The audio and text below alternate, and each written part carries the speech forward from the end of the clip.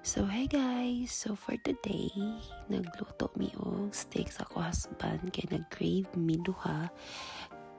So actually 8 p.m. na jud diri no, so gipanggutom naman mi ay gigikan mi naglaag, so gibutangan na rin niya salt and pepper and rosemary para daw humot ang atong steak. And after na nagpainit lang siyang olive oil.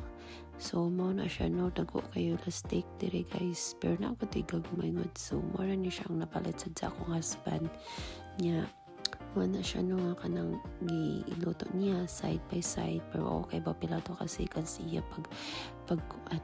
iyang pag time kay siya rin nakahibaw guys nga mo na nagkuha na siya og butter and garlic din sa side ra ang steak kay para kuan daw init pa ni daw rest daw niya. After ana butang ng steak nga nag-decide na nga amo yun siya kanang gihiwa kay grabe pagkaragit kaayo guys unya kanang dapat sad kanang medium rare daw yung gusto nga klase sa steak nga basi sa kanang maluto nga mugahi ra gani siya guys, so pati kay daw ang steak ug gahi kun kay kaunon.